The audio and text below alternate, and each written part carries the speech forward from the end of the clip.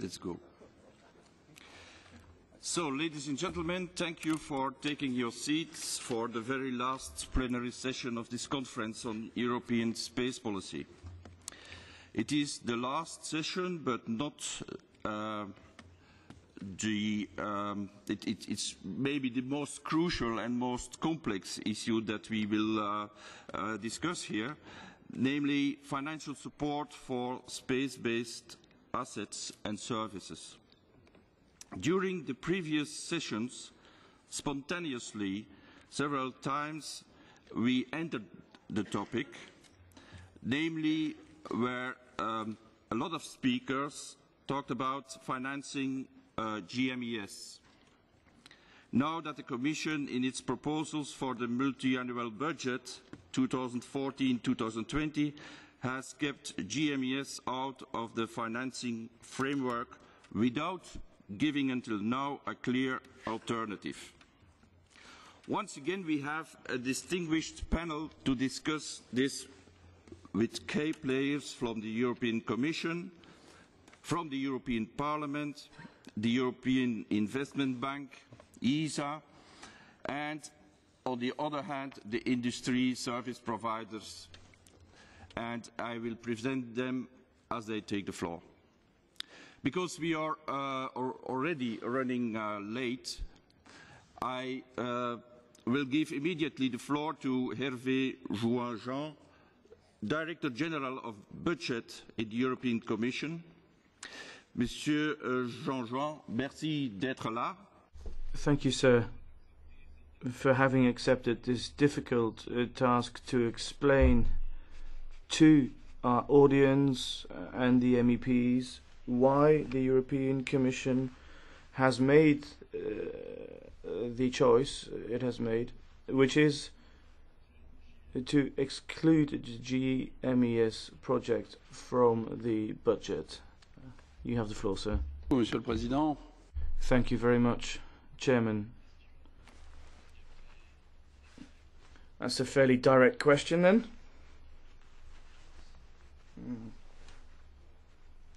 Let me maybe set out the backdrop to all of this. Of course, these are difficult times. There's a lot of pressure on the budget. It's true that the Commission has made its proposal for the next financial framework. It's a realistic and ambitious proposal. It's a realistic proposal because it takes account of the very difficult financial climate which we now have and which has actually got worse since June. And things have got even worse this week. We want to stabilize budget expenditure over the next 7 years. We want to keep it at 125 billion euro. That's in keeping with the 2011 figures. So still, of course, significant amounts of money, but public expenditure is still fairly low. It represents 2% of overall expenditure. But our proposal is nonetheless also an ambitious one, because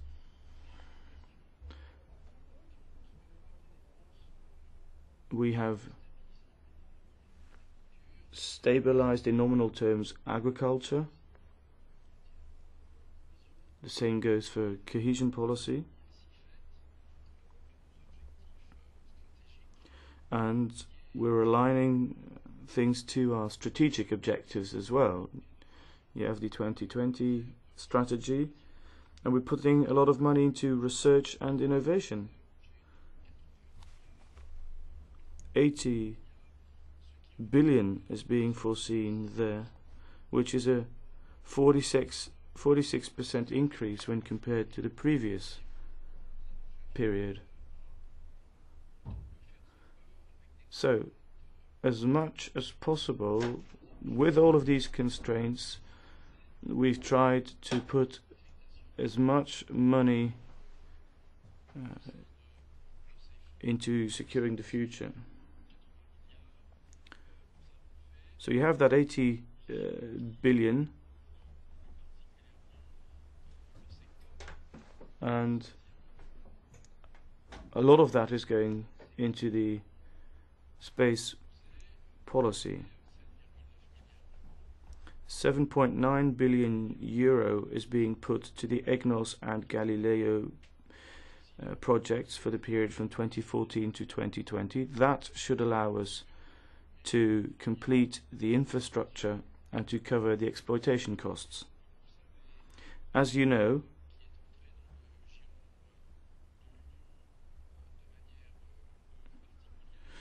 Galileo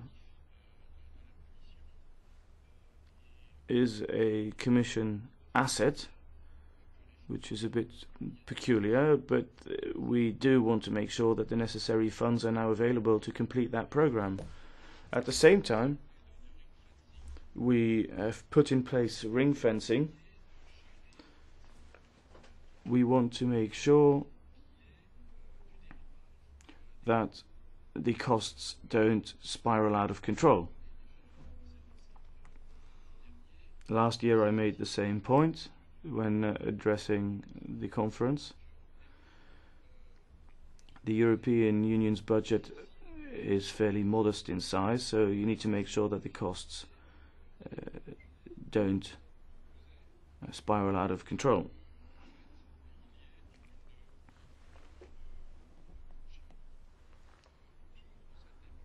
So around this expenditure we're building a kind of Chinese wall, and anything in addition to that would have to be financed from other sources. Once the money has been sent from the 7th Framework Programme, we won't top that up. It will have to come from elsewhere. And the second main project is GMES. The European Union participates in that, but it's not a project which has the same status as Galileo. And in our proposals, we have indicated that the Commission's position is to say that the EU's budget should not be funding the GMES project. That doesn't mean that we don't think it's important.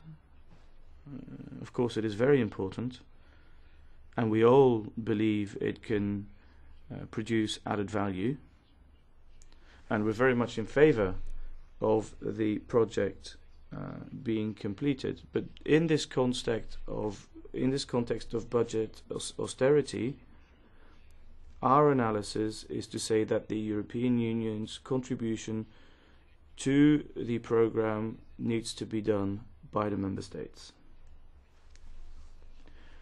And again, we're looking at significant amounts of money. For the EU side, we're looking at 6.6 billion euro. Now, over the next few weeks, we will present a communication to Council in which we set out the modalities as we see them for the Member States to contribute to that programme.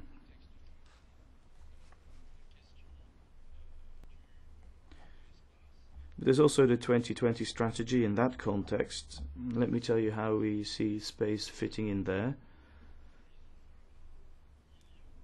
Now, competitiveness is a watchword for our 2020 strategy, and that means that funds will be made available under the 2020 strategy to develop the space industry in Europe. We will also put money towards global research.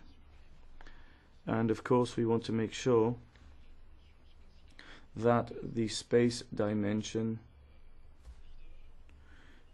continues to play a leading role in our research, development and innovation policy. Access to space will be important. And we're sure that these programs can contribute to us overcoming these major challenges which we have. You have space science, space exploration,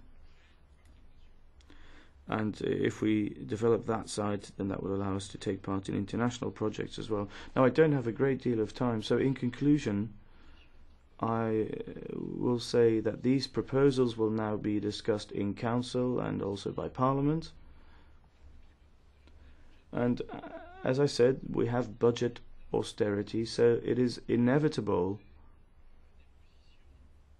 that Council will also have a fairly restrictive position. So we're going to have to battle hard, and we need your support to make sure that as far as possible the figures we've put forward can be achieved and can be kept as high as possible. That's my introduction.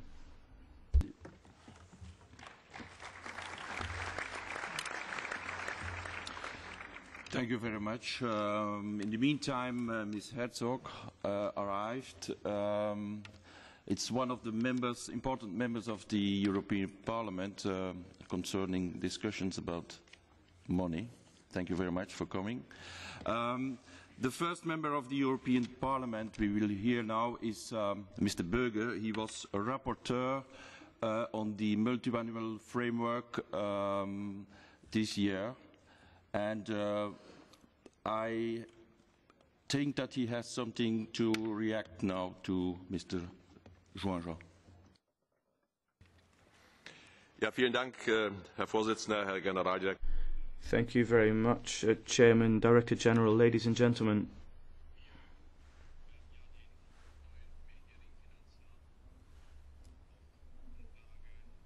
We have the new multi-annual financial frameworks, and we'll have to decide on that on the basis of different rules, because so far the multi-annual financial frameworks were a voluntary agreement between the various institutions, but now with the Lisbon Treaty there is a separate legislative procedure in place, and the Council first needs to decide on the multi-annual framework unanimously once Parliament has given its agreement through qualified majority.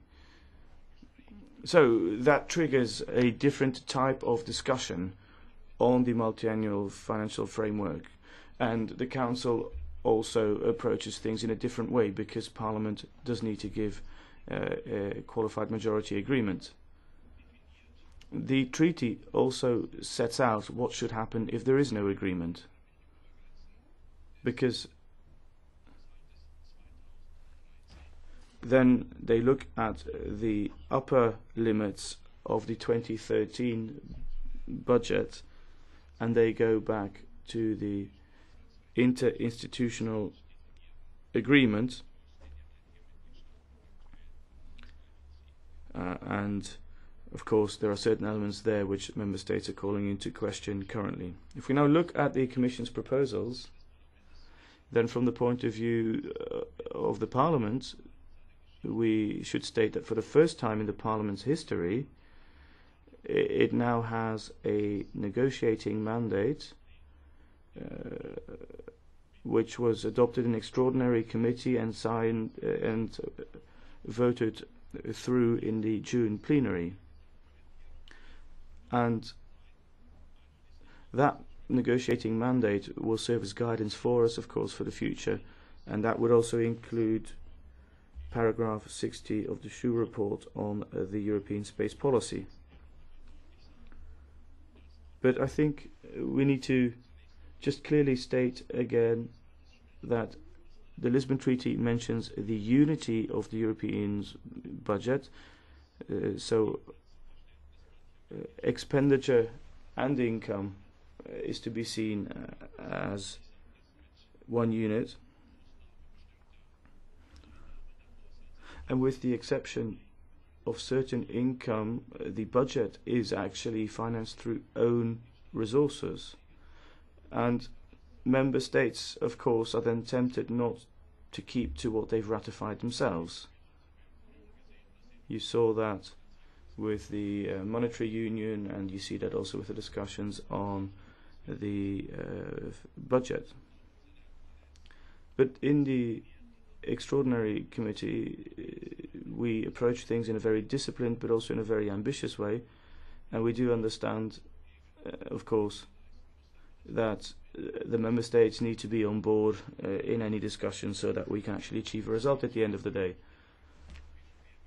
But added value at European level is of course important, and the integration of the 2020 strategy for growth and employment are important. And in the member states sometimes they doubt the relevance of some of that, but I do think that those two issues are very important.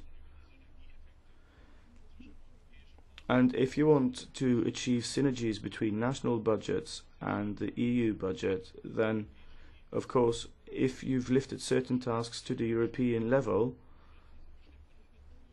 and if that then includes management structures and the setting up of agencies, then of course one needs to make sure that consequences are drawn from that at the national level, and I'm not sure that that is done sufficiently. Sometimes we have dual structures in place. If we have a European Railway Agency, then I don't think that the Transport Ministry in Germany needs to be kept in the size that it currently exists. It might be whittled down, and these are the kind of discussions we need to have. I have the impression that the EU budget is sometimes seen as a bit of an enemy, but we need to look at the EU's budget policy as a whole, and would have to look at national budgets and how the EU budget has an impact on those budgets as well. Dieser Sonderausschuss hat sich So the Extraordinary Committee, after lengthy discussions, arrived at certain conclusions. Now, of course, the Lisbon Treaty gives further powers and recognises the space policy more, but the Extraordinary Committee also, as I said, came to conclusions and realised that we are going through difficult times. We are in the midst of a financial crisis. So on the basis of the 2013 budget, a 5% increase or additional amount is needed to be able to overcome the challenges we face. And that is, of course, far too much for this club of 8 or 9 countries, and many of them don't even want to go above a 1% increase. But, of course, if member states are not willing to make these resources available, because, of course, member states are in a stronger position than the Parliament, then those member states that refuse to pay up should come up with a list of areas where cuts are going to be made. There's 3% for research and innovation, but we're still far removed from achieving that mark. There's about 130 billion which is missing across Europe there. But if that's an objective you want to pursue, then you need to look at whether it's going to come from the member states, from companies, or from the EU budget, and what share is allocated to each of those. We also have the 0.7% figure.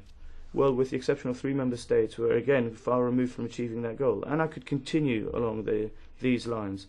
So if we want to be honest, then we need to look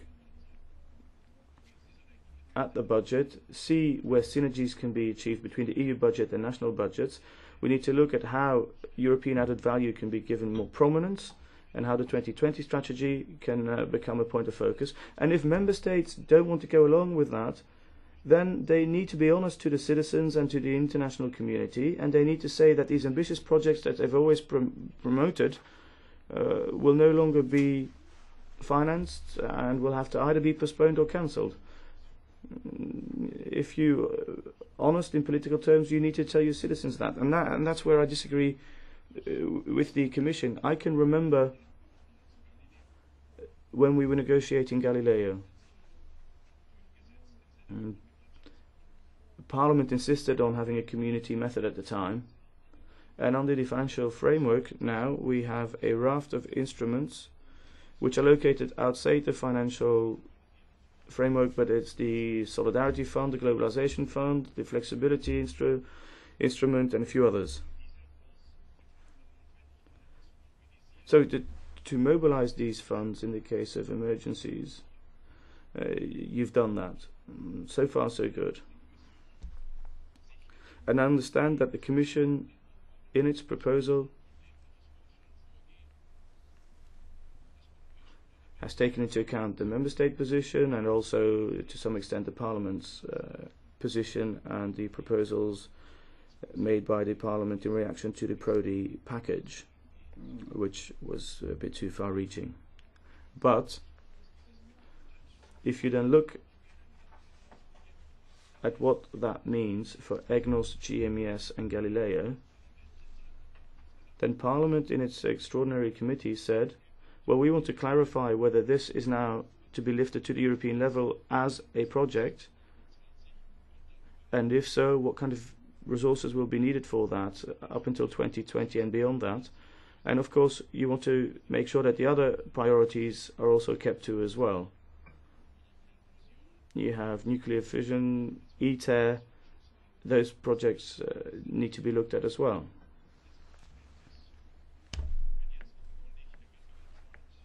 But if at the Competitiveness Council there's going to be a Commission communication that's going to be presented about the future of GMES, then I can understand the Commission saying,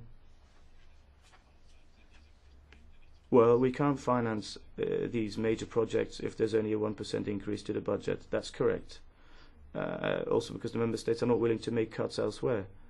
But you still have the community method. And if you talk about the integration of the development fund under the financial framework, and if you're not going to manage it this time round, but probably for the next round, then that is a problem. You have Galileo under the EU budget, and GMES would then be outsourced because the Member States want to stick to the 1% threshold. So 5.8 billion will be made available by the Member States, but nonetheless you'll have a problem. These projects are being deparliamentarized, and that's something that this Parliament will never accept.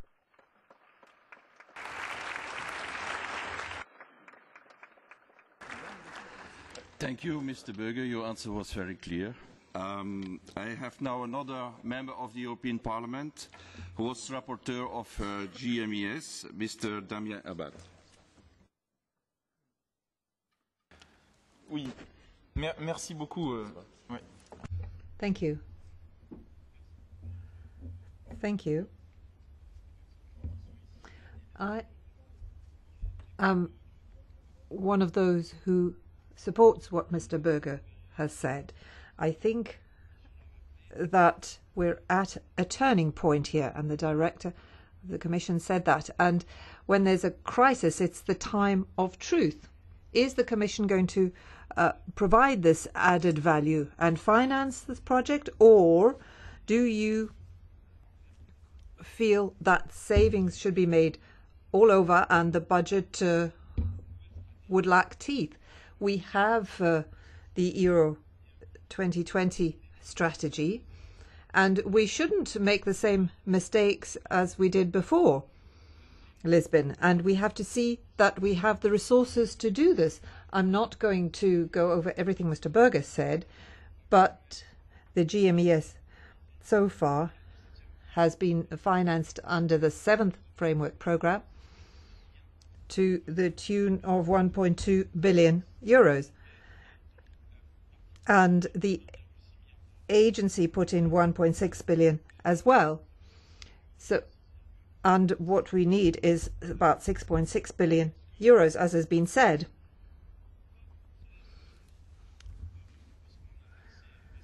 Recently, we witnessed the first launching of the first operational Galileo satellite. And we have to put the right questions. Should this GMES project be part of the 2020 strategy? I think so. And shouldn't the priorities be defined in the financial perspective? And I think so. What do we see happening today? We see that all member states are in debt. The European Union budget is very tight, and it's very complicated. We see that for GMES. The ITER program is another example, and under those circumstances, it's difficult to finance these projects. So what is the solution?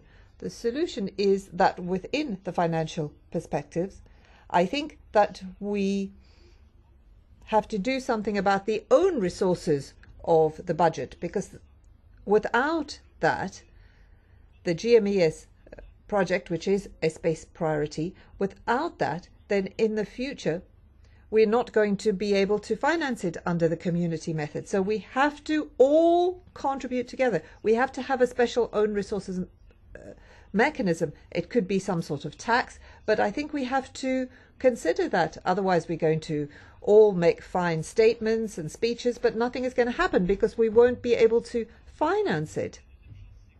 The second thing now,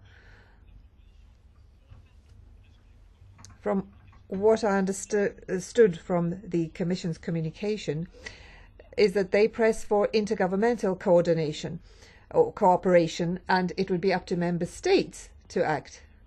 Now, obviously, we have to have sharing and pooling from national budgets, and Mr. Bugger pointed this out.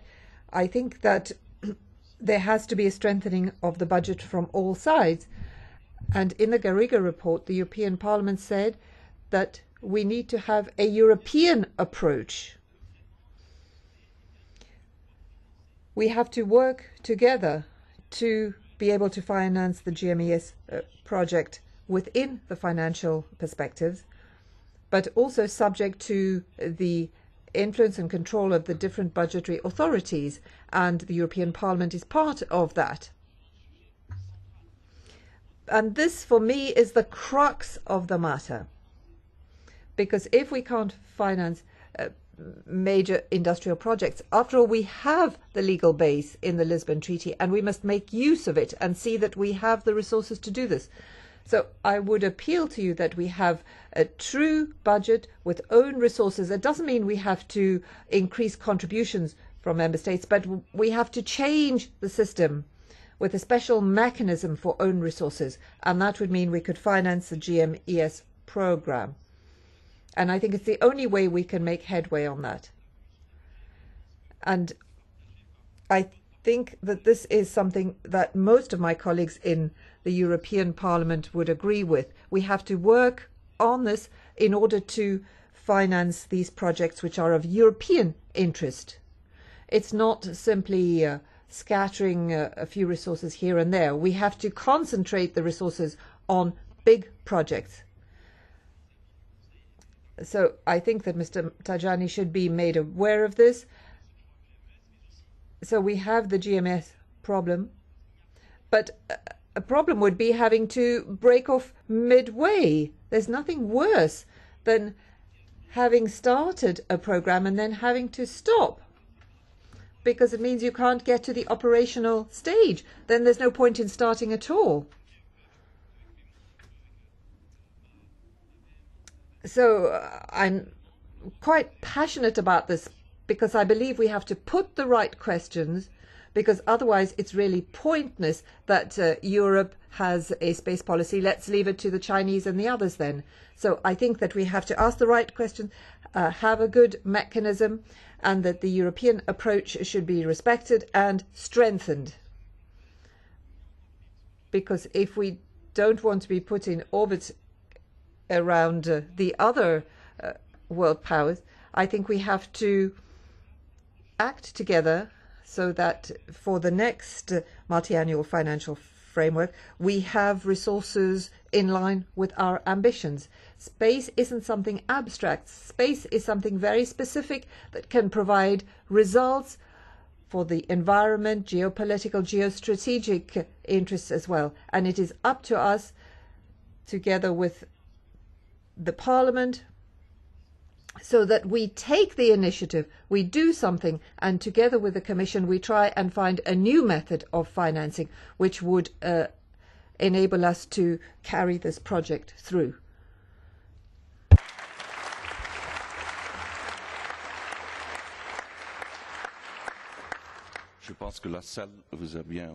Well, I think that the audience appreciated what you said. But let's, he will arrive around midday. Let us listen first to Mr. Gerasimos Thomas. Maybe he can give us some alternative ideas of financing, new instruments. What do you think, for example, of project bonds, Mr. Thomas? Yeah, thank you very much. Thank you for inviting me to this panel. First of all, as a way of introduction, I would like to say that the European space industry is one of those that are little affected by the financial crisis so far, and we have seen a steady growth in sales and employment in most part of the industry. So there is some good news against the bleak background that we have discussed so far. We have a long-term trend, looking at the fundamentals of the industry. I would say that we have a long-term trend moving away from purely science or military activities to an increasing share of commercial activities that continues steadily since 2005.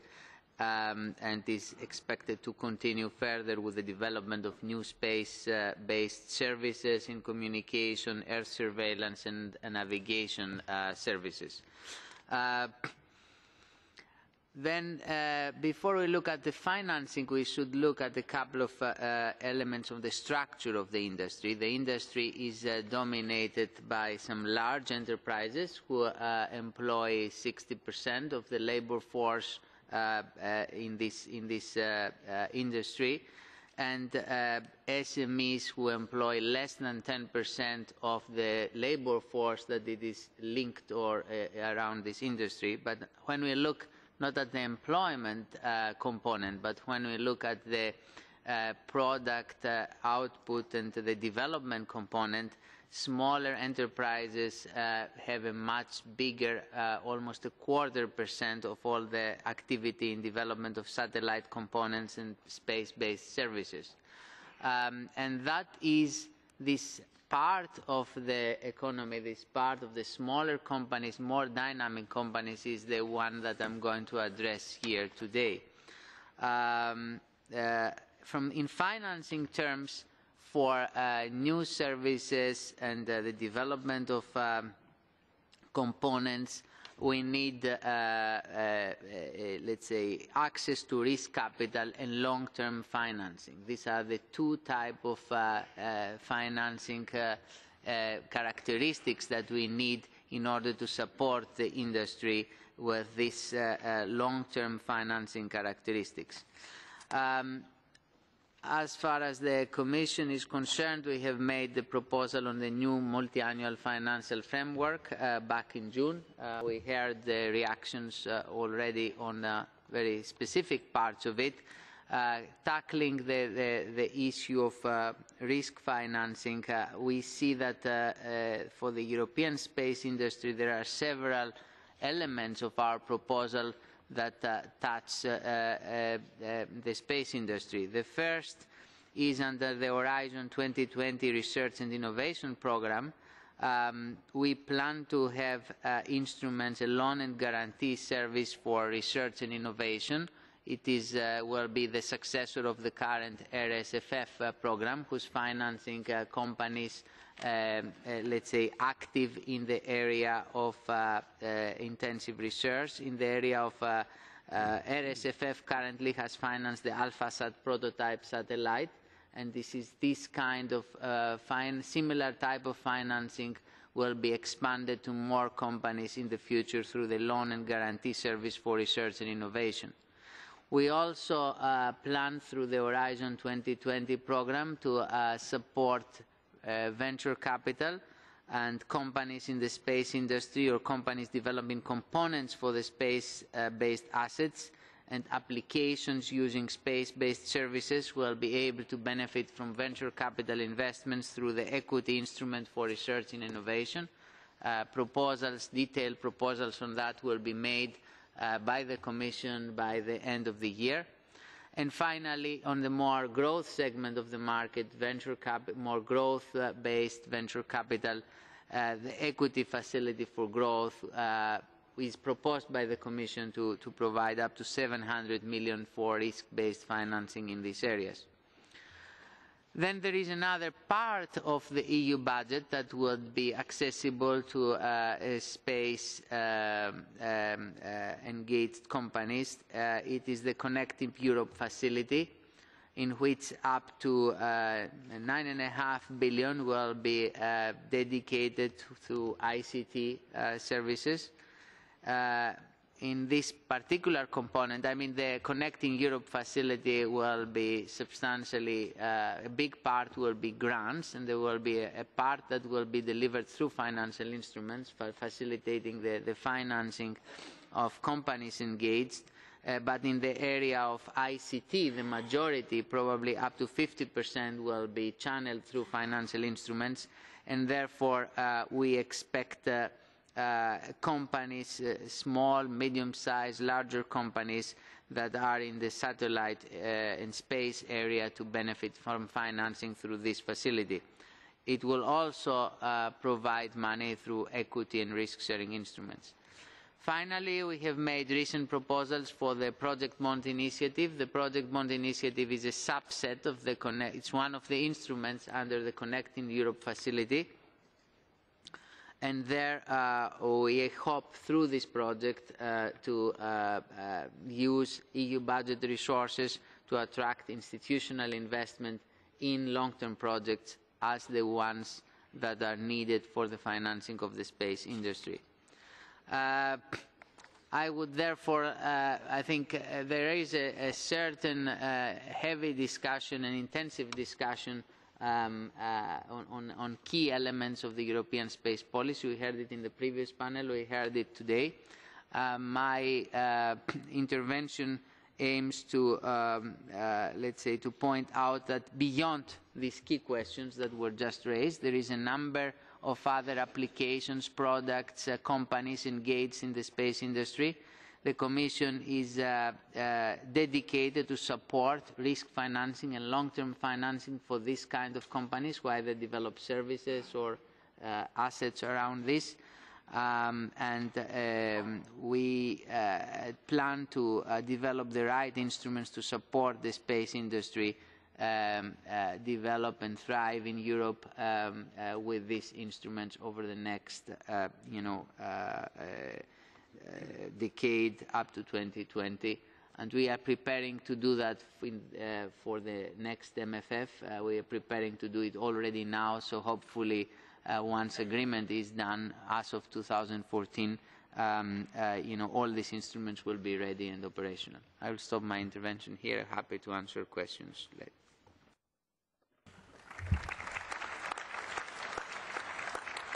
Okay, thank you very much, Gerasimus. House Bank of the European Commission, the European Investment Bank, and we have Gunnar Muent, who is Director Innovation and Competitiveness in the European Investment Bank. Mr. Muent, you have the floor. Thank you, Mr. Chairman. Good morning to everyone. By way of introduction, we are called the House Bank, the Investment Bank of the European Union, and as such, our remit is to support the implementation of EU policy by financial instruments. Our lending per year is of the order of 60 to 70 billion, depending on the demand from industry and the public sector. And one of our largest programs is actually in support of the Lisbon Treaty, called the Knowledge Economy Program, under which we have lent more than 100 billion since 2000. One area in this knowledge economy program is the space industry. And so far our lending to that industry has been around 900 million to 1 billion, depending on how you define the sector. And as Mr. Thomas already mentioned in his remarks, we think that the essential components, financing components, are long-term capital and risk capital. And both of these types of financing are provided by the European Union. As our remit is to implement EU policy, we take a long-term view, and we have, on the one hand, the typical loan in support of investments in Europe, and we have guarantees to guarantee loans of commercial banks for investments. And thirdly, through our subsidiary, the European Investment Fund, we also extend venture capital, mostly to start-up companies and during the ramp-up phase of new technologies. What we think is particularly tailor-made for the space industry is the instrument already mentioned by Mr. Thomas. It's the RSFF, the Risk-Sharing Finance Facility, which is a joint program funded by the European Commission under FP7 and the European Investment Bank.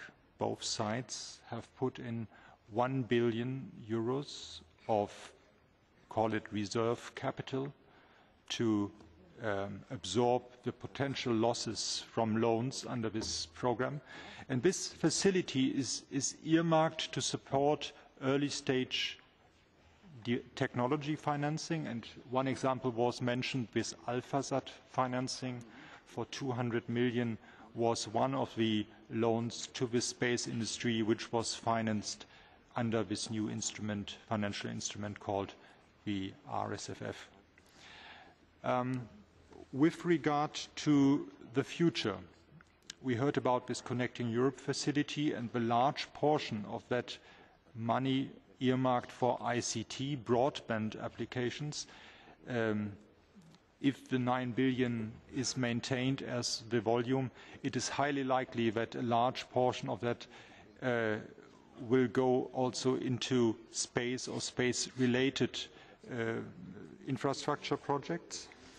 On the other hand, we will continue to finance the R&D and innovation activities of corporates. Basically, every R&D investment in Europe is eligible for loan financing through the EIB, no matter what the promoter is, whether it's public or private, small or large company. And secondly, the infrastructure program, if we want to separate that from the pure corporate financing of R&D, also continues where we would support the financing, in some cases also the bridge financing of satellite programs. If that is enough as an overview, I'm happy to take questions afterwards. Thank you very much.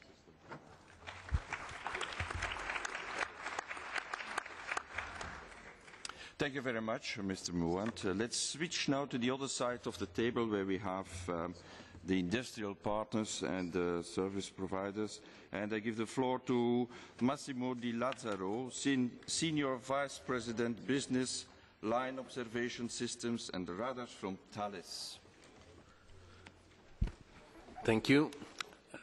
Of course, my speech will be largely different from the type of speech you heard up to now, because I am viewing to the same problem with respect to a different perspective, that is the industrial one. So I will address two subjects. One is Galileo, and the second one is GMES. Galileo, I remember last year there was in the same conference a large concern about the future of Galileo, while this year we can say that 2011 has been a very rich year for Galileo. On March, the Safety of Life service of EGNOS has been declared operational. In June, the last two important contracts for Galileo FOC have been signed, and finally in October the first two satellites of Galileo have been launched. We as a company, we have been deeply involved in all this success, but anyhow we see in front of us other challenges with many risks involved. To have a fully operational Galileo system, we need a full constellation. So we are expecting that the European Commission will maintain the decision, and above of this will implement the full constellation with the 27 satellites. And of course, to maintain in operation a constellation like this one, we need not only the satellite in sky, flying, orbiting, but we need also spare, we need infrastructure. We see that this year we have a good beginning, and we have really seen, we have been very satisfied of the beginning of the procurement of the new satellite. This was the good news. Then for us there is the bad news, that is GMES. I heard many interpretations of the role of the Europe inside Galileo, inside GMES. Honestly, from an industrial point of view, we were considering GMES as a second full flagship of the European space policy. Now what we are observing is that there is, first of all, a very clear slowdown in the decision process, where this program will go. And there is a total uncertainty in the funding. It has been mentioned many times in these 2 days that in the multi-annual financial framework, the funds for GMES are not present. So we have tried to understand. Maybe that my vision is a little bit catastrophic, but I think it's better to be realistic instead of arriving to the point that we will arrive in the middle of the river and we don't know where to go because we have already spent money. First of all, the exclusion of in the MFF plan of the new fund will prevent the launch of the Sentinel-B. And in addition, there is no idea how to continue the program with the Sentinel-C. Of course, in such situation, there will be an incomplete coverage of the user requirement. Industry will be in trouble to plan its activity. There is a strong risk to lose qualified personnel.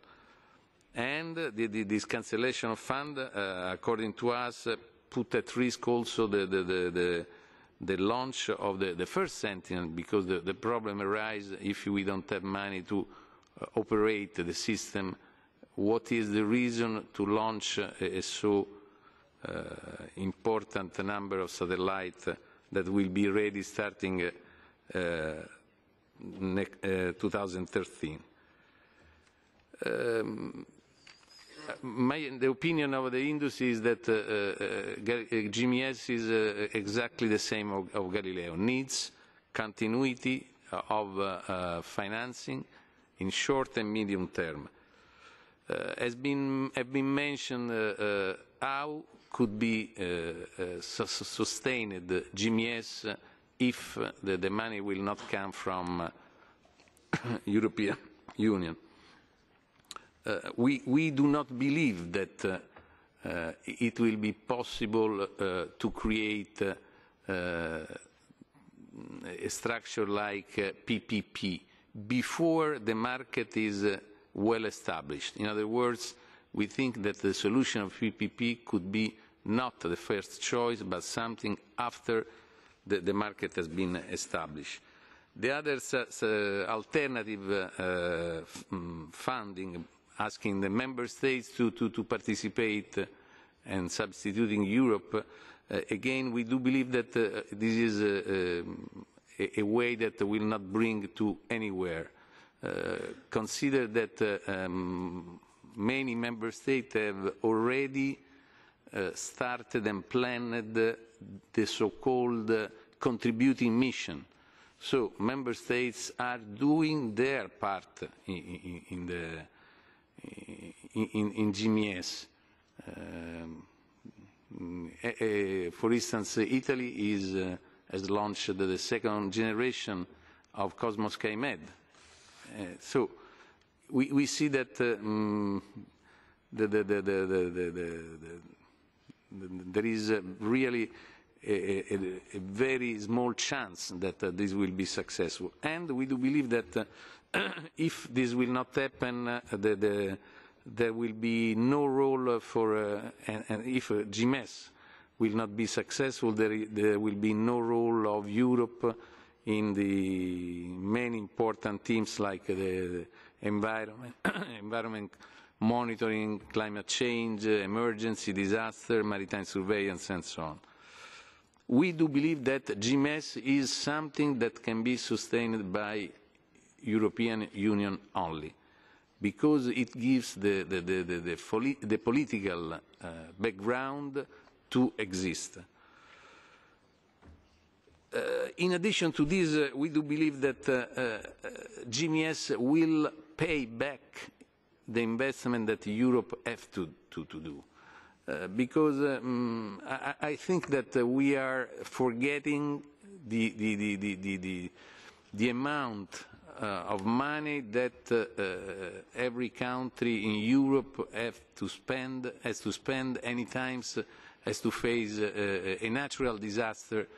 Of course, I'm not so naive to say that GMES will avoid natural disaster, but will be a strong support in planning the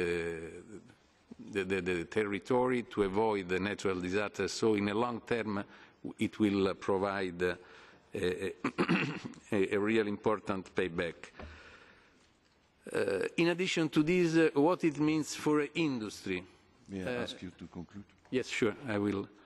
For industry, I want to say simply that space industry changed a lot along the last 10 years. Now is becoming very competitive. We pay a lot of attention to money, and GMES is a program that is running within the time frame and within the cost. And has been told by Madame Naja that space industry is a fragile industry. We have to face the competition with in commercial environment, and so in Europe we need good and solid customer. We don't need to get money for nothing. We are not asking for subsidies. We are asking for a customer with clear plan that allows us as an industry to plan our program, to plan the resources and investment that we have done in GMES. Okay, thank you very much.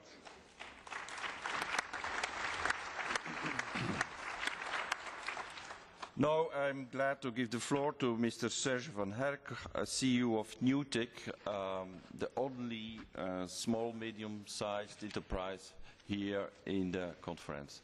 Mr. van Herk, you have the floor. Thank you. Dear members of the European Parliament, dear ladies and gentlemen, I will give you my view indeed on the required financial support that a typical European SME requires for being successful in the field of space and more specifically in the field of satellite communications.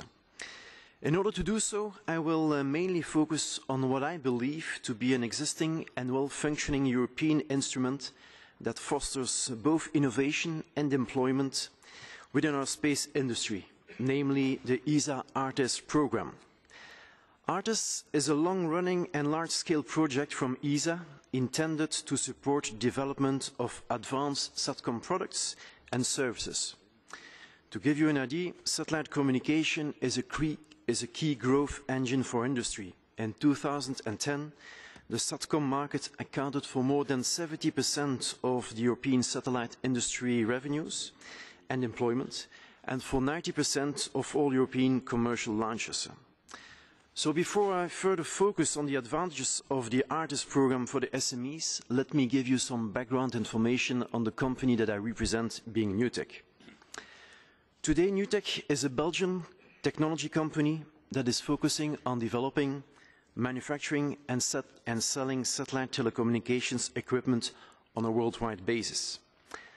Our satellite broadcast equipment is being used by a large majority of the satellite operators and broadcasters worldwide in such a way that we are proud to say that probably more than 2 billion people, of which you are part as well, more than 2 billion people watch TV images every day thanks to our equipment, transmitting somewhere those TV images. Next to that, we've been able to develop over the recent years also technology for providing broadband access to consumers by satellite. We were hearing yesterday the need for providing technology that is easily to be used by consumers. Well, I can tell you that in about 3 years' time, together with SCS Astra and the Astra to Connect service, we've been able to provide consumer broadband service over satellite in such a way that the consumer can install it by himself. Today, NewTech generates about 50 million euro revenues, and we are about 300 people worldwide, with about 220 people active in our headquarters in Belgium. We have some development teams also in Germany and in France, and we have sales teams around the world. We have a strong reputation for product reliability and product innovation. Innovation is indeed at the heart of our company. Today, about 40% of our total workforce, which is about 120 persons, is active in research and development. It is clear that such a ratio of 40% is very high, even compared to other technology companies. But we believe this is required in order to be able to stay competitive and to grow our company over time. Our main competitors are coming from two different sides. On one side, you have the much larger American companies that benefit from large US defense contracts, which enable them to put a lot of resources into research and development that are actually, eventually I should say, being paid by the US government. As a European company, we have no access to such large contracts. On the other side, we have Asian players that benefit from much lower wages compared to what we know in Europe, and more specifically also in Belgium. So with this competition in mind, you wonder how we have been able to create and to build out a successful SME over the last 25 years. Well, the answer is simple. It is indeed thanks to ESA and its Artes programs that we have been able to realize the company, or get the company where we are at this moment in time. Thanks to the ongoing technical and financial support provided by the ESA Artes program, we have been able to build a European SME that is being considered as a technology leader in the satellite communication domain. So allow me here to strongly support and promote the ESA Artes program, as I believe indeed it is a very good tool to support companies, and more particularly SMEs, in any of the company's life stage, going from the startup phase to the maturity phase. Next to supporting our NewTech development projects financially up to 50%, we have been able to benefit from some other key advantages that are only available within the ESA Artes program, and which are not available, for instance, in the European framework programs. So let me give you an overview of these different advantages. I have 6 of them. First one, the evaluation teams at ESA and the delegations to ESA in every country understand the technology that we want to develop and understand the satellite communications industry that we are in. This means they can also provide us with valuable technical and commercial feedback on our development roadmaps. Point number 2. They know and understand the challenges of both the satellite manufacturers and the ground equipment manufacturers, and they do understand that there is a clear link between both in order to make a successful European space ecosystem. Number 3, they are instrumental in helping developing new industry standards that enable a worldwide adoption of satellite communication technology.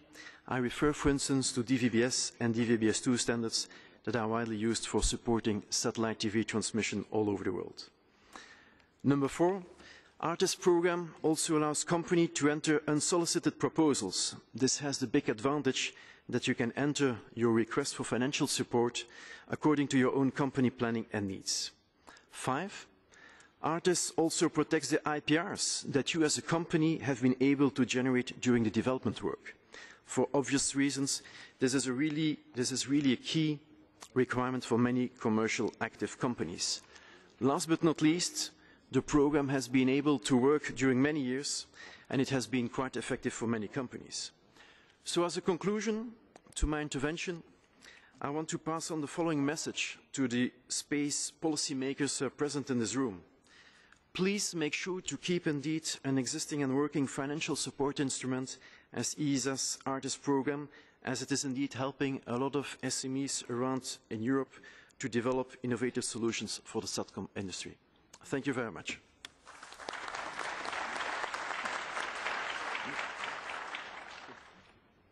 Thank you very much, Mr. Van Herk.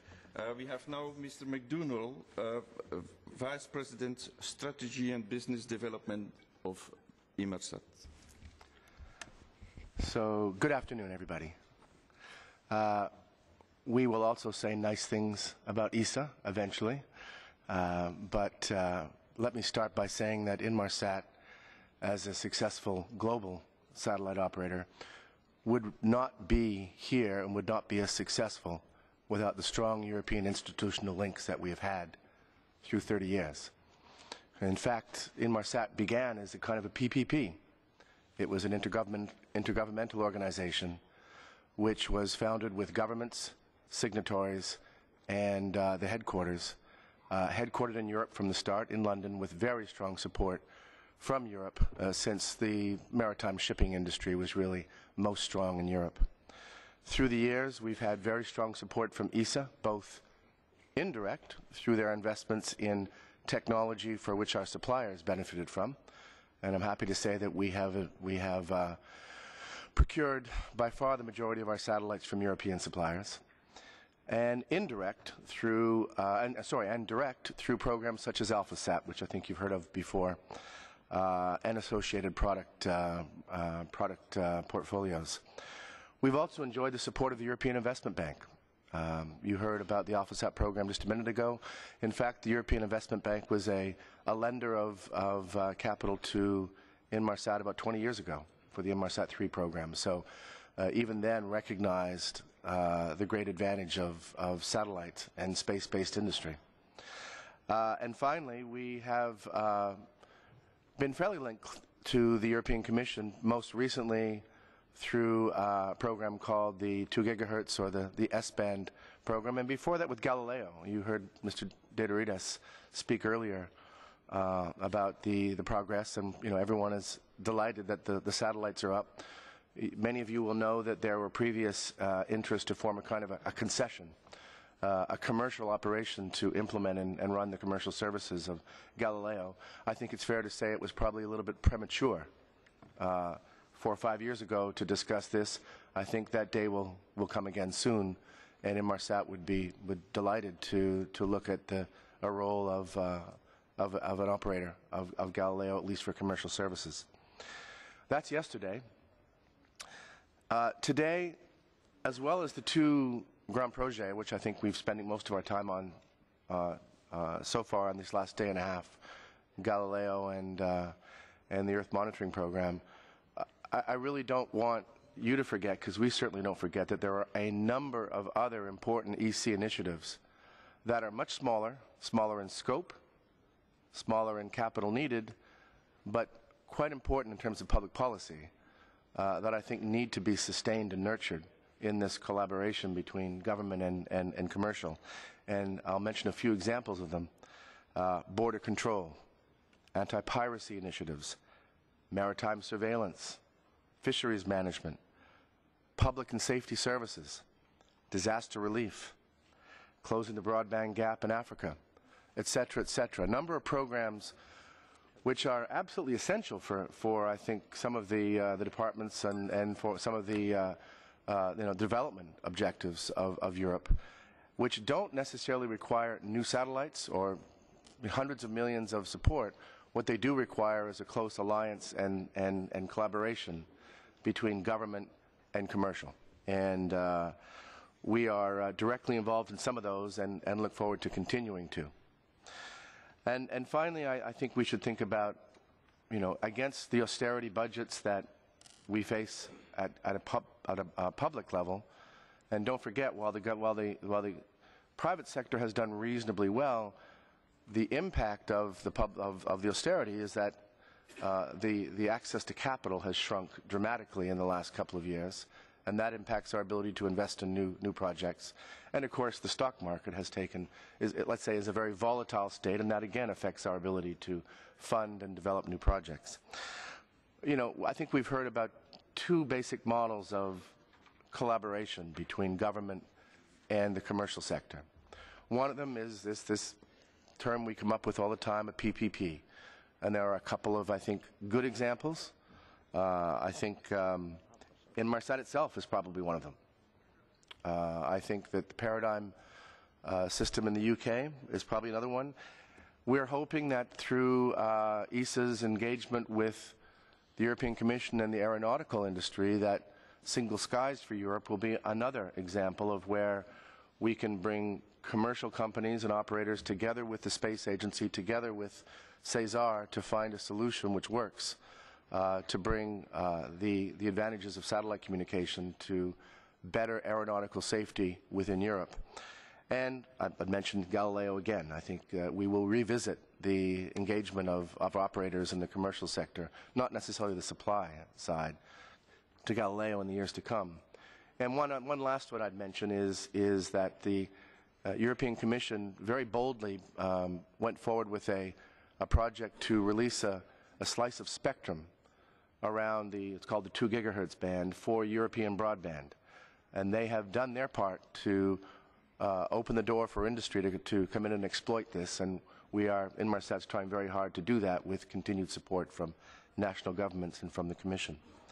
So as I reflect on the difficulties of these austerity budgets and the difficulty of funding these projects, I think it's important to keep in mind that just as in our personal lives, these tough times are a time when we take advantage of leverage, we take advantage of the connections that can be made, and we find ways, both for big projects and for small projects, to engage with industry so that we can both take advantage and achieve both public policy objectives and, of course, financial profit.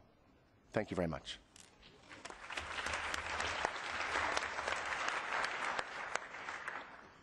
Thank you very much, Mr. McDougall. Now we have Giuseppe Virilio, Chairman of Telespazio. You heard all your colleagues. Could you take any conclusion of what you heard?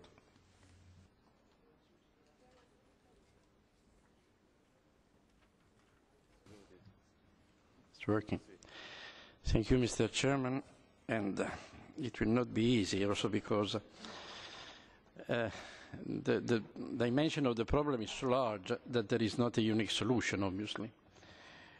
What can we start with, or what can we say, is something that is undoubtedly true. All the European industries, and when I say all, I'm saying manufacturing and services industries, were born thanks to the participation of the government. We heard about Inmarsat. We know that the manufacturing industries has been created on the basis of requests from the government. So it's without any doubt that without consensus, support and decision of the government, the European sector, the industrial European sector in Europe will not exist. But today, this sector is going with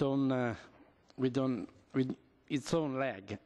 Today, if we see the revenues of the major industries and service companies, 60%, from 60 to 70% of the revenues is for commercial activity, and 30–40% is for institutional work.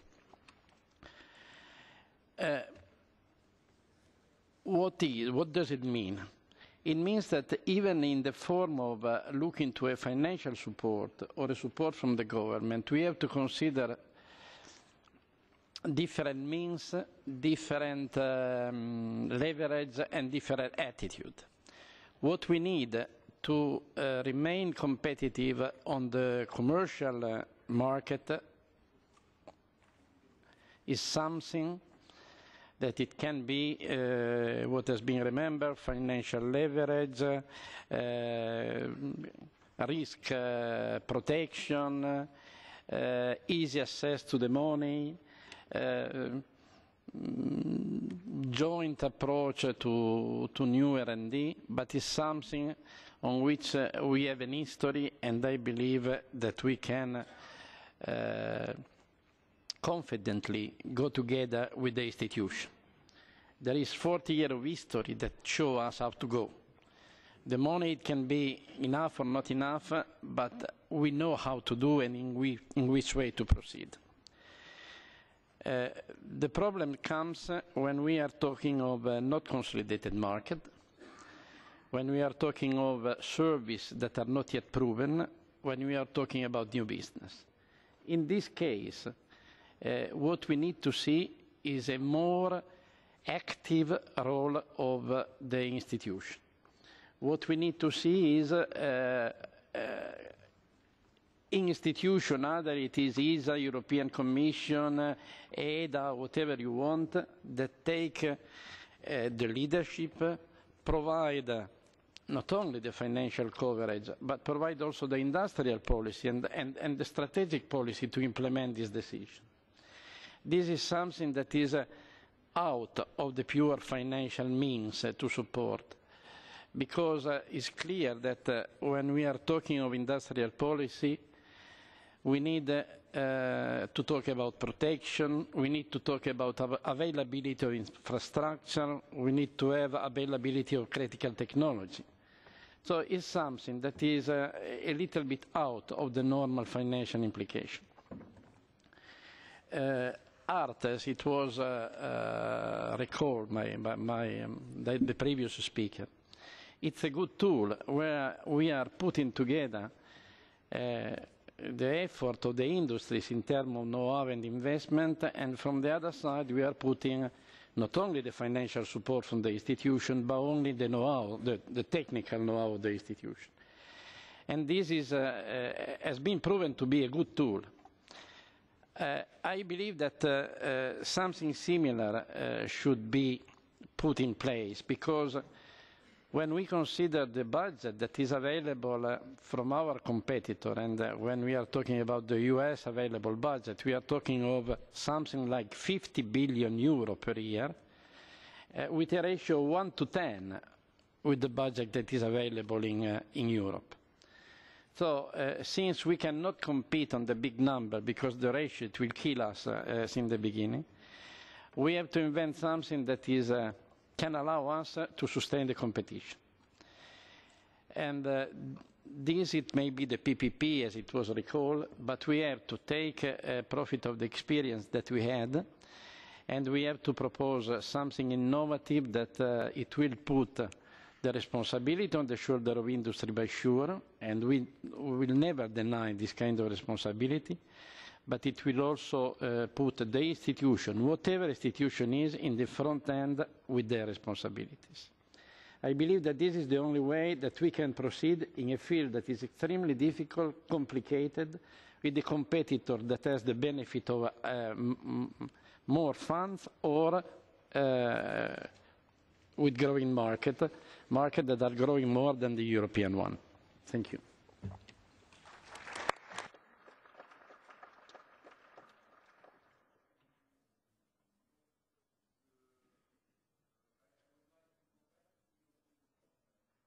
what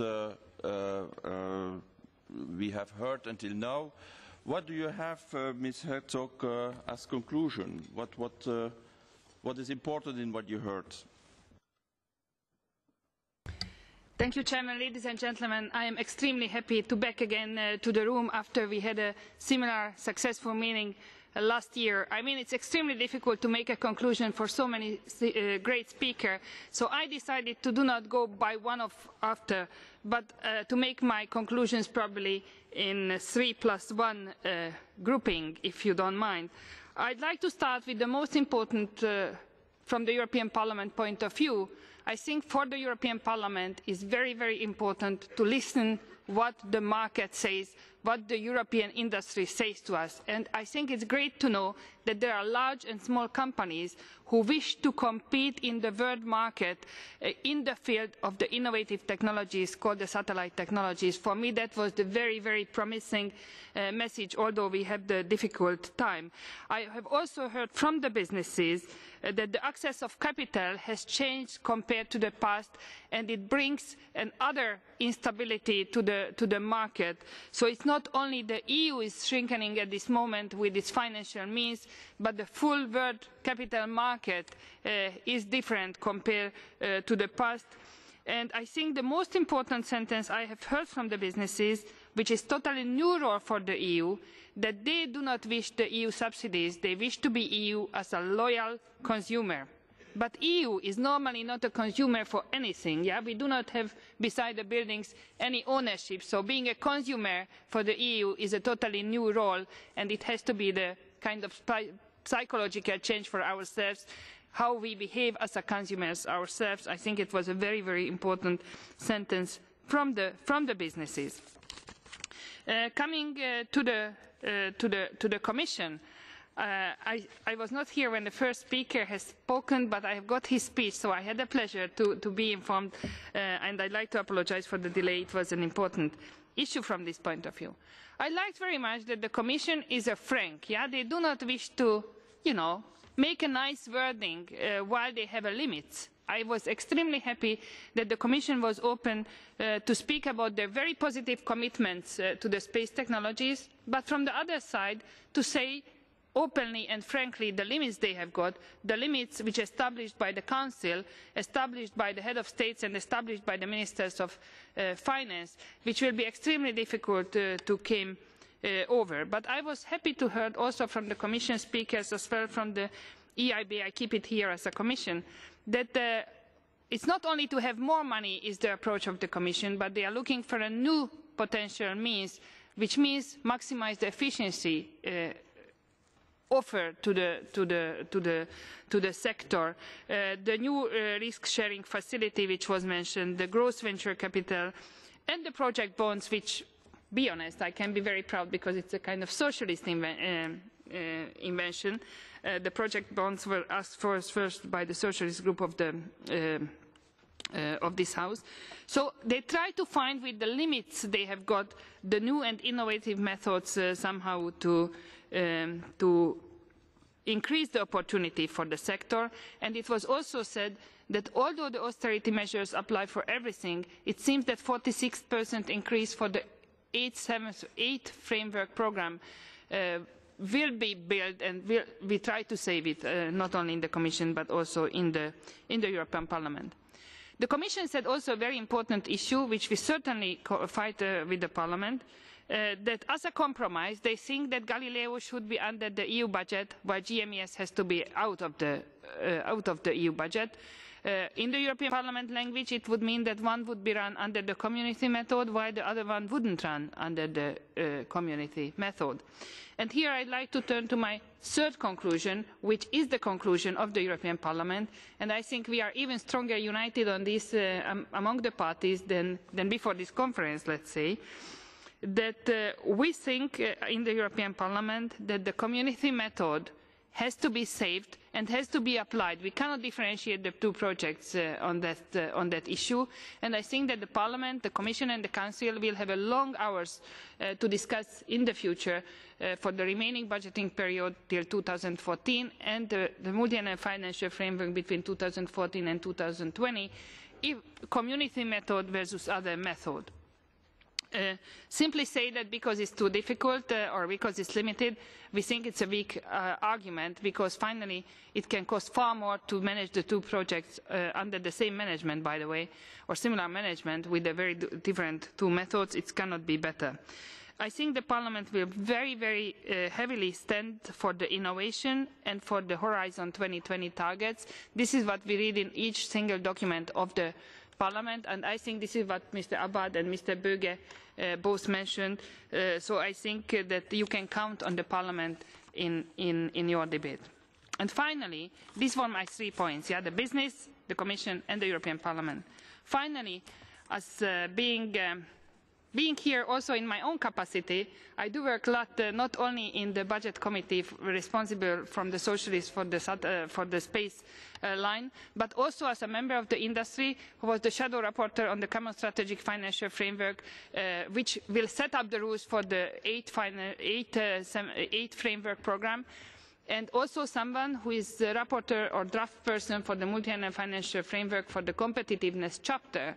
I can assure you that not only the Budget Committee in the Parliament, but, and first of all, the Industry Committee will be extremely united and will increase the pressure towards the other institutions to get the necessary change, simply because we believe that we have to stand up for Horizon 2020, we have to stand up for the 21st century innovation targets, rather than being afraid of the shadow of the shortcoming financial crisis, which seems to overlap everything at this stage. I'd like to mention something which was mentioned by Mr. Abad, to stop or do not stop at halfway. It has to be clear for the Parliament and for other players. If you stop halfway, it's a cost. If you implement the project, it's an investment. So the question is not stop or go away, but do we choose the cost or do we choose investment? I think it's a major question has to be answered, and the Parliament is clearly for the investment. I'd like to come back for a bit for the community method and the budgeting. I think that for such a large-scale project, we cannot continue by patchworking. Patchwork is nice, but always to spend energy to collect the bits and pieces, rather to have the large project with the large commitment next to it, I think it's not the best way to do. I don't believe that we have to discuss always the austerity. This industry is the biggest growth potential industry what we see in front of us. So it has to be the clear meaning, growth and jobs for the future. And I'd like to let my last point to come in, that we have to discuss this issue beyond financial terms. We have to get a society. I'm a mother of 3. If you ask the mothers like me, what do we want to offer for our children? Working for an industry like space, working for an industry with ICT technologies, or do they wish to work for the 20th century industry forever if they can get the job in this because they can remain competitive? And in this room, I hardly find half of the society who are women. I think you have to turn, that was my message from last year, you have to turn to the society, because only the society can bring the message to the policy makers that austerity is one thing and the future is another one. And we as a society, we call for the future. And these are my final closing remarks. I think we try in the Parliament to do our best together with the other institutions to get to the point where we can finally go to the 21st century. Thank you for listening to me.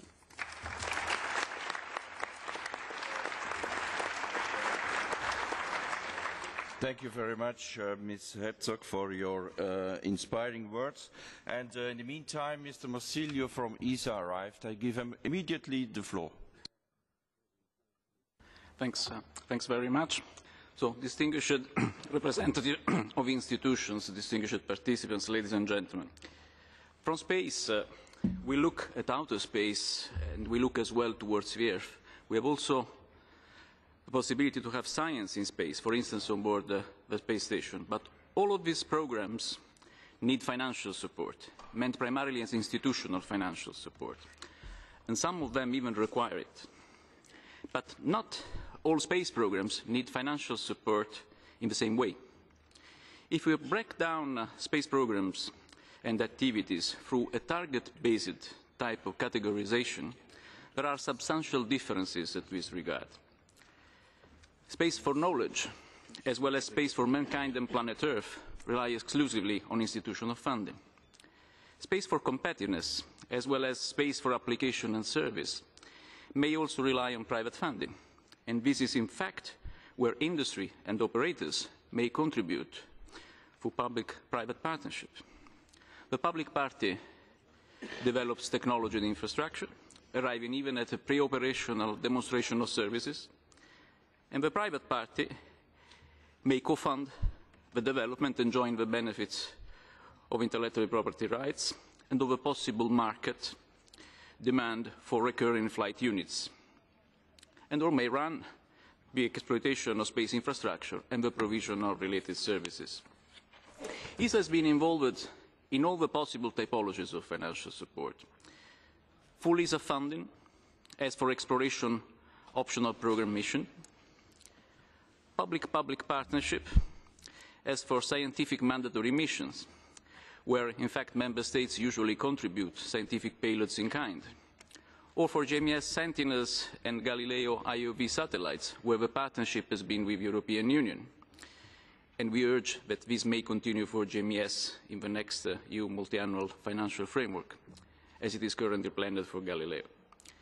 And last but not least, public-private partnership, as for telecom products developed in the frame of the ARTES program, where industry is called to co-fund, or for telecom platforms, where, as in the case of Alphabus, industry has been called to co-funding the development together with the French National Space Agency, or for mission exploitation, where telecom operators have been systematically involved in the exploitation of all recent missions, such as Avanti for ILS, and Inmarsat for AlphaSat, Ispasat for the small GEO, and more recently Astrium Service for EDRS.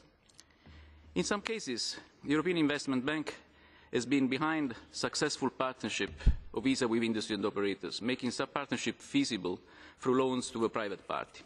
Notable example of these are the support to Arianespace for Soyuz CSG and the support to Inmarsat for AlphaSat, the latter actually through a joint European Commission, European Investment Bank risk-sharing finance facility. Visa intergovernmental system, with its geo-return mechanism and its competition-based industrial policy, has demonstrated its ability to generate competitive products while preserving attractiveness for member states, represented in particular by the perspective of a guaranteed return.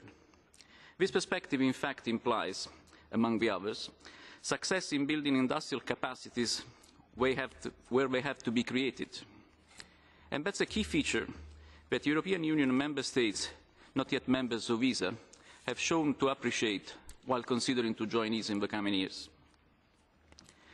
But space has been and will remain a risky and challenging business, and financial support shall be also capable of overcoming difficulties, such as handling potential overcosts that could arise along the development of the space programs. And ESA has clearly tools as an R&D organization, in particular in support of that.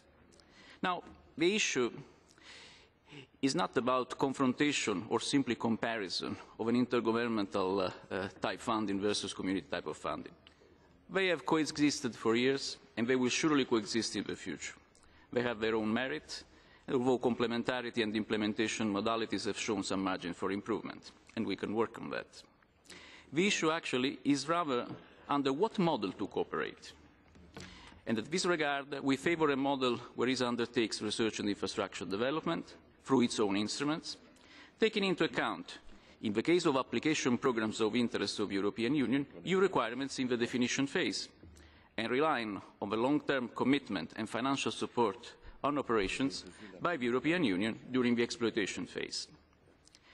This phased complementarity implies for the European Union to take a decision well before it ever needs to begin financing operation. And such a model may lead, under the control and funding of ESA and EU member states, to European leadership in policies making use of space, so complementing the already established European leading role in space technologies and infrastructure, built with national and ESA space programmes, and which need to be maintained and reinforced. In this context, ESA has warmly welcomed the entry into force of the Lisbon Treaty and its Article 189 on the EU space competence, interpreting it as an opportunity to do more for citizens and society through space activities, and not to do the same differently. Financial instruments in this regard, on both sides, are clearly key enabling elements of the evolution of the space sector in future, crucial in its ability to support innovation and growth at the service of citizens and institutional policies. This complementarity-based model becomes even more evident when we consider that industrial policy objectives, as clearly stated in the resolution of the 7th Space Council, are common.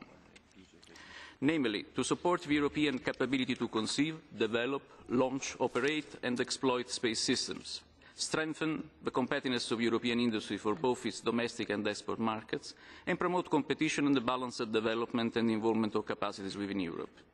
This means that the financial support instruments and in general rules for the implementation may be different, but they have any way to lead to reaching the same common goals. The landscape of financial instruments for space should not remain static. It has to evolve and catch opportunities, importing in the space sector instruments that have worked successfully in other areas. In this regard, we look with extreme interest to the availability for the space sector of project bonds, or more in general, financial instruments for debt and equity, as considered by the European Union in support of the achievement of Horizon 2020's policy objectives.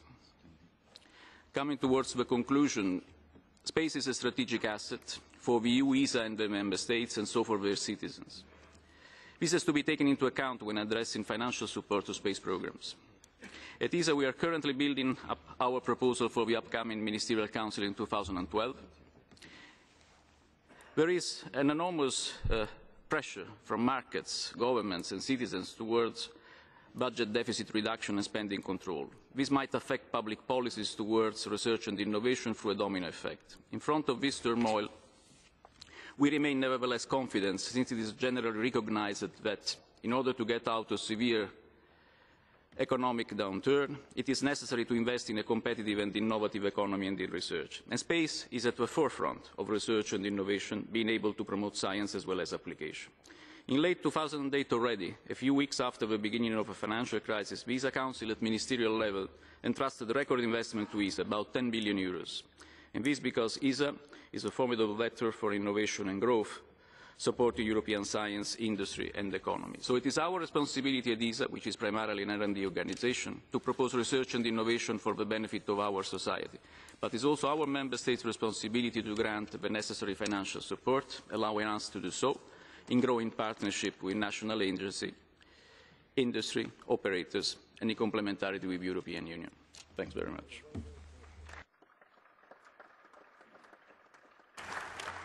Thank you very much, Mr. Marsilio. That was what I can call a just-in-time delivery. We have time now for questions. Do you have... yes, there. In the backyard of us. Bonjour, Gilles Maquet, consultant. I'm a consultant, Gilles Maquet. Thank you for this very interesting roundtable on financing and funding. But in what has been proposed, I haven't seen anything which can be compared to what is done in the US, who are our main competitors, of course, when it comes to space policy. There are very large supply contracts in the US over a period of 10 years. And in the US, spatial imagery is based on that type of contracts between industry and state bodies, and they run to the billions of dollars. And that system of large supply contracts gives industry the responsibility to get organized and to be competitive. There is competition, but at the same time it also gives them a lot of visibility, and that makes sure they can achieve the necessary investment. So a question to the panel, but in particular to Mr. Jean-Jean, these large contracts then running to the billions of dollars, would that type of contract be possible in the EU? Monsieur le Directeur Général. Mr. Director General.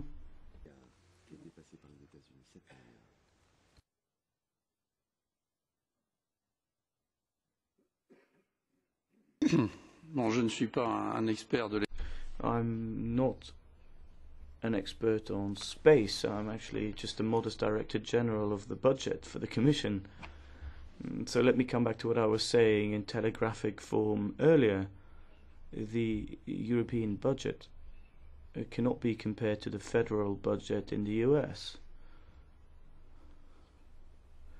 And when we put forward 80 billion euro for research and development over 7 years, then that represents a 46% increase. It's still a fairly modest budget if you look at the overall research and development expenditure in Europe.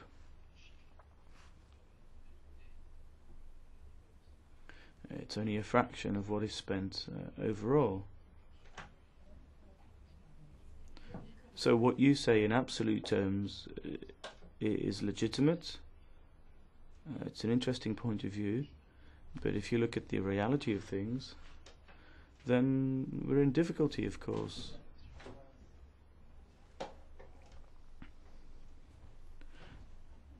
If you take the example of Galileo, then at the end of the day, the European budget has helped out after the public-private partnership failed to produce the goods. And there was support from industry, but you see how difficult it is to get these things off the ground, and it's because of those difficulties that the Commission has now come up with its proposals for GMES.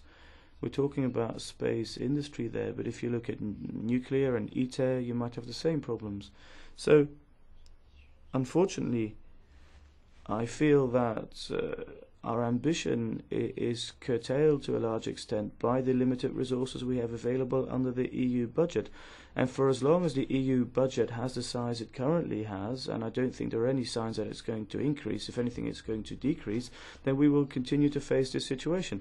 But that question then should be for the Member States. And I'll also come back to the point on own resources.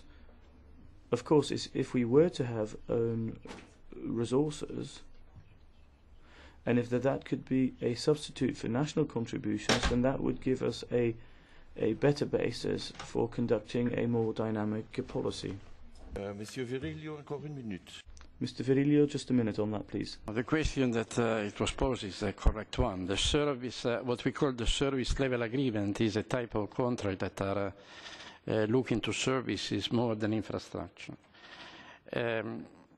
I believe that it can also be done in Europe, probably not to the level of the US, but if we succeed in having somebody that is capable of federating the request, this entity, it will be in the position to provide the service level agreement. We have an example in Europe that is the meteorological, the EUMETSAT. EUMETSAT has federated the request of all the members of all the countries in Europe for the meteorological observation. And EUMETSAT today is able to develop his own satellite and to provide services.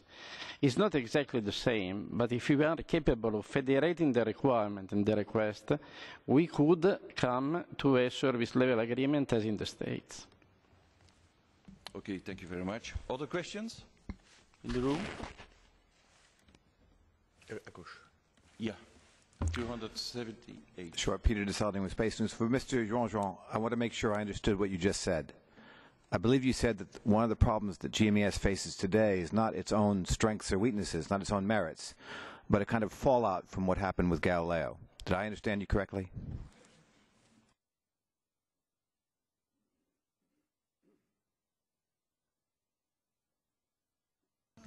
La réponse est tout à fait celle-là. Yes, quite. We have had a fairly infelicitous experience with Galileo, where significant investments were made. We went to the Council of Ministers and put forward a proposal to make EU funds available. And the conclusion of all of that was that the EU budget at this point in time is not equipped, does not have the instruments to carry out that type of activity. Galileo is being done by us and we're trying to do it well, but that's almost by accident. And we don't in the future want to find ourselves in a similar situation. If you look at ITER, the overshoot there is 1.2, 2 billion euros, and we're then being told, well, you need to find that money within the budget by redeploying funds across the framework for financing, and that then goes to the detriment of other innovative areas. So a balance needs to be struck, and we're now telling the member states the GMES is fundamental, it is important, but the EU budget does not have the means to finance it. We do support it, but we don't have the means to finance it. Die jetzt aufgeworfenen Fragen gehen ja. Well, the questions which have been raised are going to be at the heart of future negotiations, of course, and we do have the impression that certain member states are saying 1% of GDP for the EU budget is enough, but at the same time they are making calls for money to be moved from the cohesion fund and from the agricultural policy to maintain the levels there. But then at the same time you have other member states who, from the 1% that they're giving to the EU budget, the large projects should be funded as well.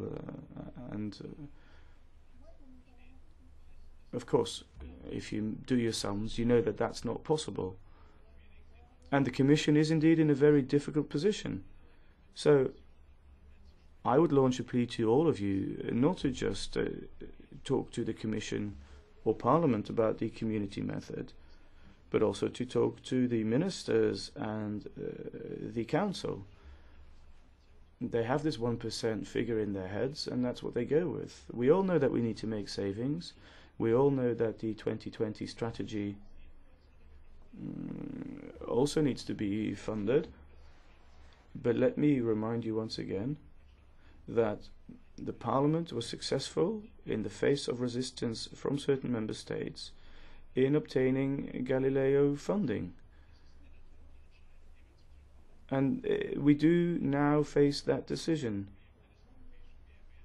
Are certain projects seen as EU added value projects?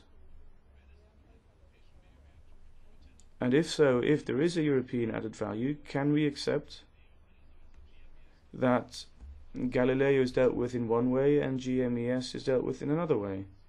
But that we will then have the same agency which is going to ensure governance.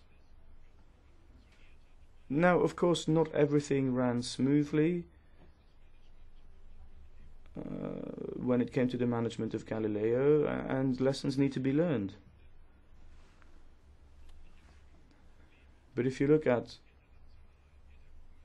the problems that we had for ITER with the intergovernmental management structures, which I hope have now been overcome, then they were even worse than what we had with Galileo. Now, I'm not saying one method is better than the other, but we need to look at what is in the treaty, what it says on space policy, what it says on the unity of the budget. And I'm looking at Mr. Preto here as well. I think the Commission should set up a GMES committee. Well, that seems to be the idea being mooted, that a committee should be set up, but that's something that Parliament wouldn't go along with, given the importance of those projects. Burger. So, ladies and gentlemen, that's all we have. Oh, another question? One more. Oui, Monsieur Israël. Oui, je voulais juste rebondir ce qui a été. Could I just come back to what was said by the Director General from DG Budget? Industry is, of course, fully aware that Member States and the Commission are facing difficult financial times. We appreciate that, and that needs to be taken into account. But it's a bit unfair for GMES to foot the bill or bear the brunt for what went wrong with Galileo. the ITER, Galileo and GMES programs are at very different stages of their development, as you know. GMES is now entering the operational stage, and from a technological point of view, there are no longer any risks attached to that project. So if you look at what was in the November 2010 communication from the Commission and the concerns expressed there, then those concerns do not necessarily apply to GMES. And we don't think it's entirely fair to say that because we had problems with Galileo, we're going to draw conclusions for GMES and ITER.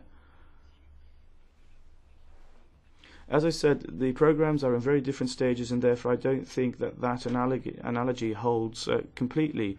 And as I said, we appreciate that there are problems, but wouldn't the right reaction be to try and adapt the budget to suit those programs? Couldn't we think, along the lines of what Gilles Maquet was saying, couldn't we think about adapting the budget to these programs? As you know, the solution you're proposing now is a non-solution. GMES is now in limbo. It's in the middle of nowhere, and that's something we all need to wake up to.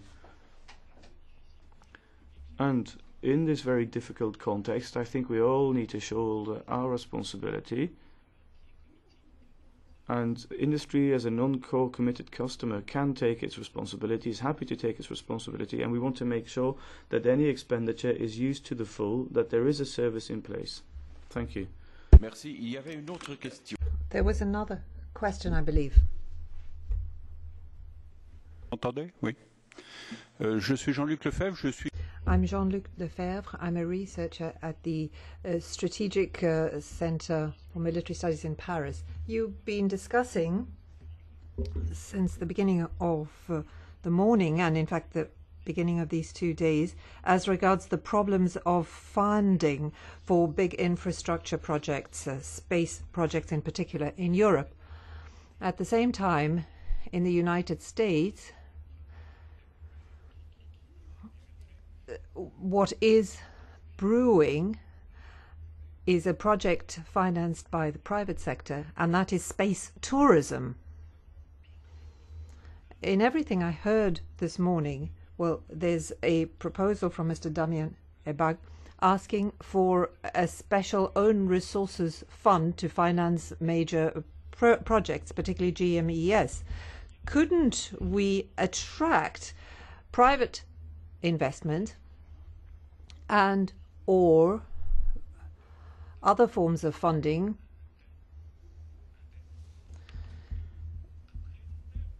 because in the long term you get a return on your investment?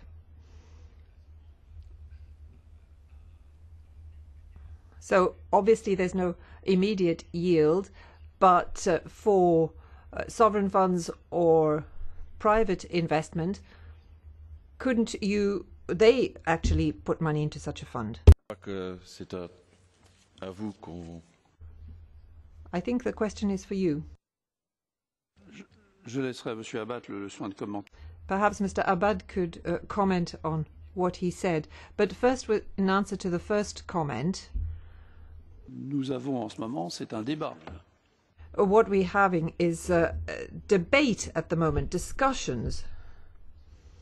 This discussion has to take place first.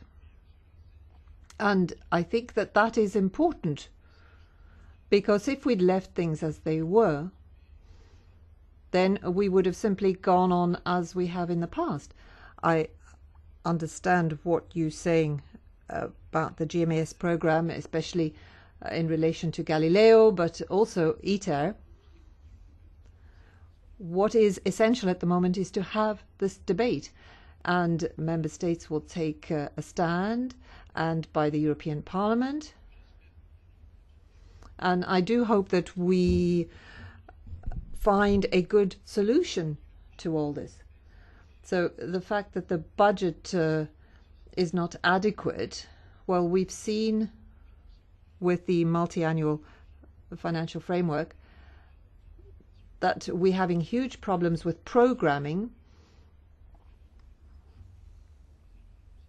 and we also have to change the method of management for these types of programs. The Commission isn't properly equipped for such a system. And we saw that with Galileo, where something has to be done too, because things have been done on a just-in-time basis. As regards the use of private funds, perhaps Mr. Abad would like to say a few words. Any further questions?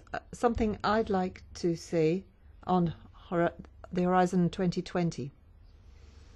The 80 billion, how much would go to space? Les propositions. Well, the legislative proposals will be out by the end of the month, and then you can have a look at them. Thank you. Ladies and gentlemen, it's time to conclude now.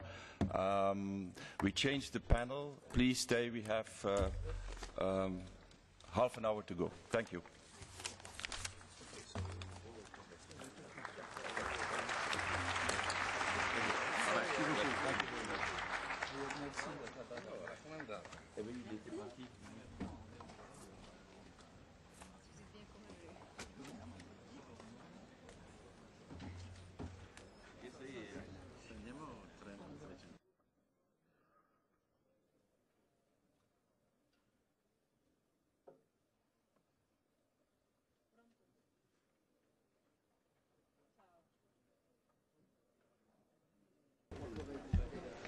Mesdames et messieurs, nous allons... Ladies and gentlemen, we're going to move on to the conclusions very quickly, and we have interpretation until 1:30 p.m., which means they're working an extra half hour, so we'd like to move straight to the conclusions.